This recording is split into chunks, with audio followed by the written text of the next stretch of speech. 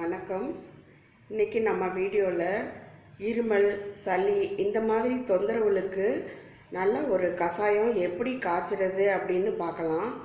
நமக்கு சின்ன குழந்தையிலேருந்து நம்ம பெரியவங்கெல்லாம் இதை கொடுத்து நம்ம ஈஸியாக கிடைக்கிறதுனால நம்ம அதை வேண்டான்னு சொல்லி ஒதுக்கி ஓட ஆரம்பிச்சிட்டோம். இப்போ மருந்து மாத்திரைகள் இதிலெல்லாம் வெறுத்து போய் மறுபடியும் பழைய பழக்க வழக்கங்களுக்கு நம்ம மாறிக்கிட்டு இருக்கோம். இது ரொம்ப எளிமையான முறை தான், ஆனாலும் நம்ம இது செய்கிறதில்ல. வாங்க இப்போ எவ்வளோ சிம்பிளாக இருக்குது, நம்ம இதை எப்படி செய்யலான்னு பார்க்கலாம். ரொம்ப சிவியரான பிறகு இந்த சளியெல்லாம் ரொம்ப கட்டின பிறகு இதை எடுத்துக்கிறத விட முதல்ல இருந்தே நம்ம இதை சாப்பிட்றத வழக்கமாக வச்சிட்டோம்னா இது இன்னும் நமக்கு யூஸ்ஃபுல்லாக இருக்கும். வீடியோவை பார்க்கலாம். இதுக்கு என்னென்ன தேவைன்னு இப்போ பார்த்துடலாம். இப்போ கொத்தமல்லி, மிளகு, இஞ்சி, துளசி இலை, இது கருப்பட்டி. இப்போ நல்லா மிளகு நல்லா வறுத்துட்டு இப்போ கொத்தமல்லியும் நல்லா வறுத்துட்டோம். ரெண்டையும் லேசாக பொடி பண்ணி வச்சுக்கலாம். இப்போ கொத்தமல்லியையும் மிளகையும் வறுத்துட்டு 1-2 இப்படி இடித்து வச்சுருக்கேன். இப்போ துளசியை நல்லா கழுவி வச்சுட்டேன். இஞ்சி இந்த அளவு எடுத்திருக்கேன். இப்போ இஞ்சியை நல்லா இந்த மாதிரி தட்டி எடுத்து வச்சுட்டேன்.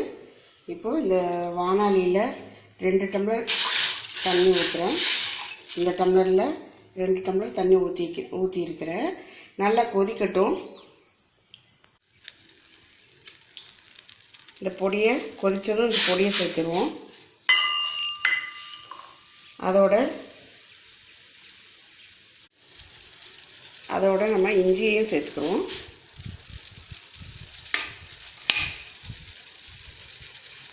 இப்போ நல்லா கொதிச்சிட்ருக்கு. அதோட நம்ம கொஞ்சம் துளசியையும் சேர்த்துருவோம்.